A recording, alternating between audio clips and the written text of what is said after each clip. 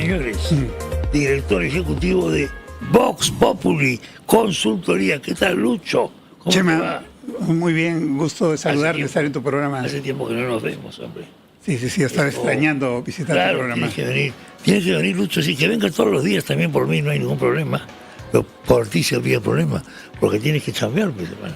Bueno, sí, trabajo. Como buen peruano tenemos que chambear. Parte de mi trabajo también es, digamos, conversar temas públicos. ¿Cómo está el mercado electoral en este momento, Lucho? Hablando en términos así, de mercado. De oferta y demanda de candidatos. De acuerdo. Hay una oferta. Una vez, hay una demanda, hace tiempo dijiste, una gran demanda de mano dura, del hombre fuerte, del gran caudillo. Claro. Y dije entonces, qué buena memoria, sorprendente, tal vez yo mismo no lo recordaba. Dije entonces que eso ha aumentado la demanda de radicalismo. Eso fue hace unos 5 o 6 años, ¿no? Y las cosas tías, ¿no? Y hoy en día se ha confirmado, porque hoy en día la palabra favorita de análisis político electoral en el mundo es polarización. La polarización. Y polarizando se gana elecciones, ¿no? Más o menos hay una fórmula ahí. Yo no creo del todo en eso, pero sí, la experiencia en el mundo nos dice que quienes dan discursos polarizadores de izquierda o derecha pueden despertar mejor los sentimientos de adhesión de los ciudadanos, ¿no?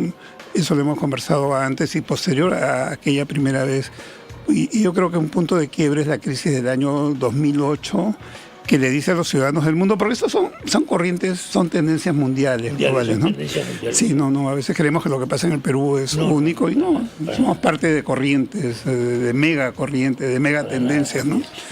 Y la crisis de 2008 le dijo a los ciudadanos que los estados eran incapaces de controlar a los especuladores financieros. Estaban por encima de los estados. ¿Y quién se perjudicaba con eso? El ciudadano. ¿Quién tenía que pagar la factura? El ciudadano. De las casas, todo eso. Ya. Y también la factura de los recortes públicos, los recortes de gastos de inversión del Estado, las subidas de precio, las reducciones de puestos de trabajo en el gobierno, la subida de impuestos. Entonces el ciudadano tenía que pagar esa factura. Entonces el ciudadano se indigna con el Estado, que es administrado por políticos. Entonces ahí viene una gran corriente de rechazo a los políticos en el mundo, ¿no? Y luego la crisis de la pandemia muestra a estados incapaces de gestionar esto. En Perú fue tremendo, ¿no? El señor Vizcarra hacía shows, decía, fue tremenda, para producir 2 horas de televisión al día tienes que trabajar 8 horas. ¿A qué hora gobierna ese señor? Le importaba su rating, su popularidad, su apoyo en las encuestas. ¿Por qué cayó bien a mucha gente esos mensajes inagotables e infumables? Era un momento de confusión, era una incertidumbre tremenda.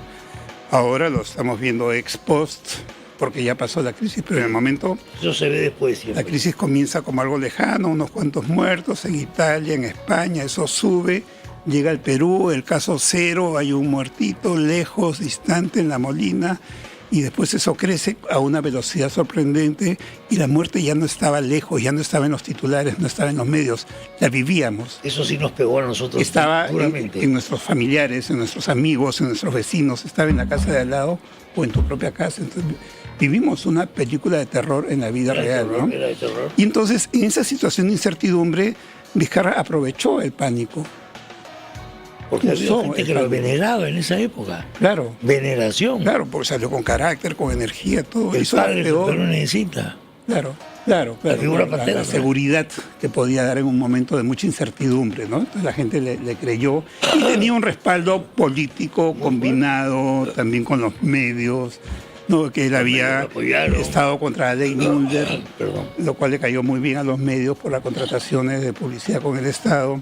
Él había dado consultorías a muchos periodistas que tenían beneficios con el gobierno y había dado también un presupuesto adicional de pauta de medios para la publicidad social del COVID, que eran los peores spots publicitarios de todo el mundo, pero tenía... Entonces había respaldado a muchos medios que retribuyeron con él, había negociado de alguna manera con muchos medios que tenían un impacto de opinión pública. El ciudadano vio luego que eso fue una pésima gestión. País con más muertes por millón en el mundo, Perú, y el país con el peor impacto en la economía, o uno de los peores, Perú. En el primer trimestre de la crisis, Perú cayó 21% en el PBI, después de España que había caído el 30%. Entonces, pésima gestión sanitaria, muy mala gestión económica, pero mucho aplauso. Y eso se le acabó, se le evaporó un día, ¿no? Y entonces hoy día ya sabemos quién es Vizcarra. Pero entonces... Eso cómo nos deja tocados. ¿Qué actitud nos motiva eso en la línea de exigir el radicalismo que tú estás diciendo? Claro, entonces, como las cosas no se arreglan, no se resuelven, la gente ya no cree en la promesa, en la propuesta, ¿no? Porque todo aquel que le propone algo, que le promete algo, luego no lo cumple. Y entonces vienen las propuestas fuertes, radicales, ¿no? La gente está, digamos que la gente está asada, está muy asada, ¿no? La gente está asada. Eso va a ser satisfecho con propuestas radicales. Y ese fenómeno, con distintos matices, ocurre en todo el mundo. En Europa occidental el tema tiene, creo yo, la misma estructura, pero el motivo es otro. El motivo es las migraciones, que han causado algunas cosas que han perjudicado, han tenido el favor de las izquierdas y entonces ha empoderado a las derechas que han levantado su imagen con un discurso más duro frente a los migrantes. Los migrantes. ¿No? Entonces aumentó la demanda de radicalismo, aumentó la polarización. Ahora, yo creo que no es una fórmula única, creo que una campaña, y lo decía muy bien tu invitada, ¿no escuché su nombre? Delia. Ah, Delia. Delia Claro, Muñoz. acaba de salir Delia, sí. La pregunta que yo le hacía ¿verdad? es, ¿va a haber una alternativa de esperanza de lo que nos une antes de lo que nos separa en las elecciones? ¿Habrá mercado para eso o no? Correcto, y sí, Delia muy inteligentemente, con mucha sensibilidad te respondía con mucha exactitud, sí, que siempre hay una necesidad de esperanza en una campaña, ¿no? También se necesita la esperanza a nivel social, o sea que el mensaje, la parte de mi cerebro que reclamaría esperanza, ¿está desatendida en este momento? Sí. O sea, hay mercados. El mercado para el radicalismo, ya tú eres uno de los primeros que se adelantó a decir, se viene ese mercado. Claro. Lo que te pregunto, ¿habrá mercado para la esperanza o no habrá mercado para la esperanza? Mira, yo destaco lo que dijo Delia, que me pareció brillante realmente, y es muy, muy inteligente, muy lúcida, ¿no? Entonces sí, hay necesidad de esperanza. Entonces, si lo ponemos en términos de mercado, hay demanda también de esperanza. Hay demanda de Ahora, esperanza. yo tengo una fórmula lógica para analizar esto, ¿no? Si la oferta de radicalismo, si hay una sobreoferta de radicalismo, Sobreoferta, cansancio. claro, y entonces tú vas a demandar lo que no se oferta y nadie está ofreciendo esperanza. Entonces, en términos de oferta-demanda, de mercado electoral, ahí hay un espacio. Señores políticos que están escuchando o están mandando a escuchar o le van a contar mañana en el programa, no se quejen de que acá no se dan ideas. Además, gratis, por fiestas patrias, oferta, sí hay mercado para la esperanza. Hay demanda de esperanza. Hay demanda, oferta y demanda. Hay demanda y no hay oferta. Y no hay oferta. Cuidado. ¿No? Como decía el presidente Toledo, cuidado. Claro. Creo que ahí hay una oportunidad. Además, el hecho de polarizar, analicemos un poco. Analizar es enfrentarse y los candidatos entre unos y otros se dan desde puntapiés hasta cuchillazos en el vientre, en la boca, el estómago, patadas, se golpean de todas las formas habidas y por haber, ¿no?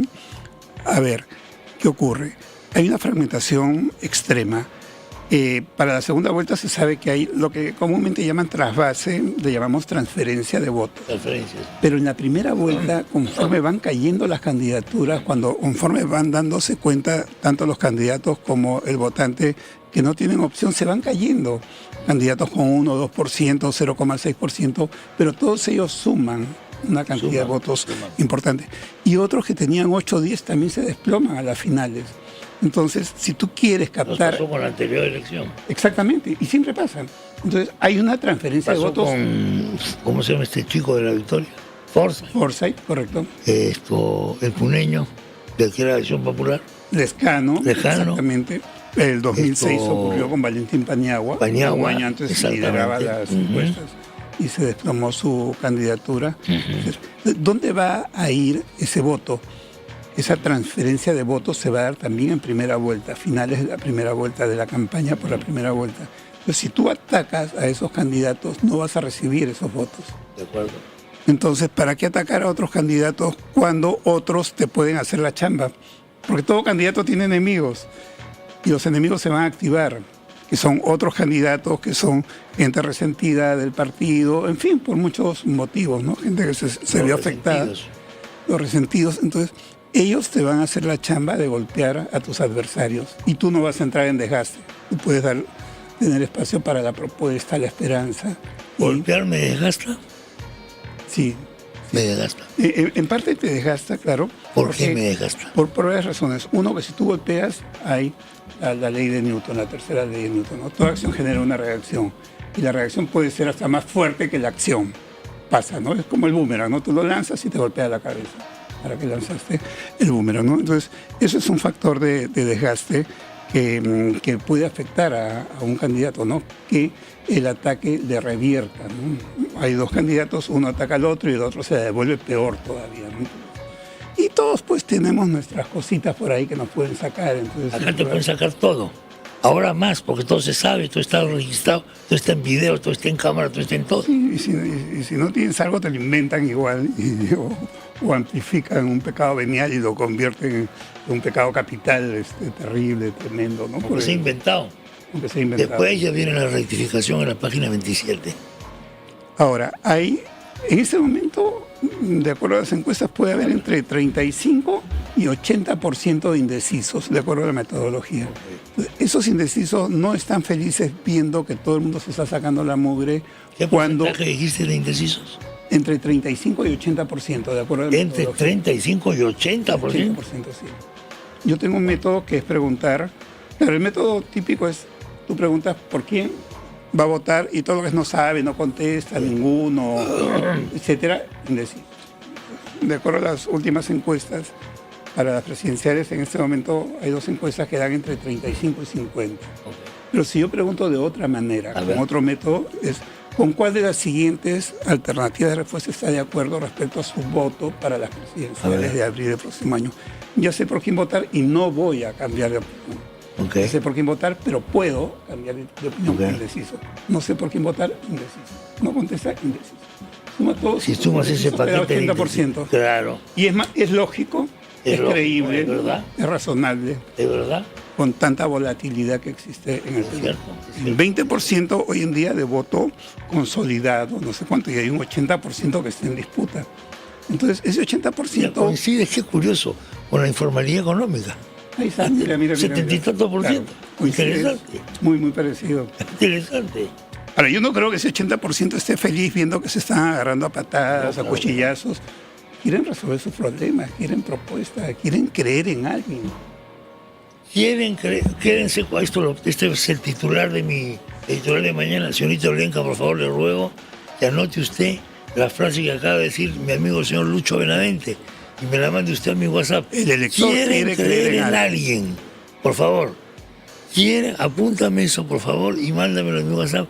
Quieren creer en alguien. Me parece que una frase es el titular del momento político. Si hacemos una comparación muy mundana, podría decir, es como la chica pues que fue engañada por muchos chicos que la dejaron sufriendo. Llega un momento en que ya no cree en nadie, pero en el fondo de su corazón quiere creer en alguien. Quiere creer en alguien, aunque no pueda creerlo. Necesitamos creer en alguien. Aunque te digan no creas en nadie, tú tienes que ser atea sentimentalmente o atea políticamente. Crees en tu ateísmo. Pero crees en tu ateísmo. Quieren creer en... Es el titular, por si acaso para las personas que están viendo el programa, es el titular de mi editorial de mañana, dicho sea de paso. Así que ya saben, voy a elegir la música que le voy a poner a esa frase que acaba de decir. ¿Qué música le podemos poner a esa frase, Lucho? Ya que estás acá te voy a explotar. Yo la pondría, no sé, piano de Bach, algo muy armonioso. Bach. ¿No? No le pondría pues Carmina Burana, ni El Invierno, ni cosas duras, fuertes. No le pondría algo... No. Una cosa más animada. Un piano, Bach. Un pianito, sí. Una cosa, un barroco. Un barroco alegre, vamos a poner, movido, dinámico. Quieren creer en el futuro, ¿no? Necesitamos esperanza, necesitamos tener un futuro. Necesitamos, si somos chicos, estamos con ganas de tener un trabajo, de estudiar. Si somos grandes, estamos preocupados por los hijos, por la familia, por el futuro. Esas son nuestras prioridades de ser humano para todos, ¿no? Entonces, y sabemos que hay una política que está decidiendo mucho de lo que va a ser el trazo de ese futuro. Lo sabemos, independientemente de que tengamos educación, cultura política y todo lo demás, creo que eso lo sabe, lo siente todo el mundo, ¿no?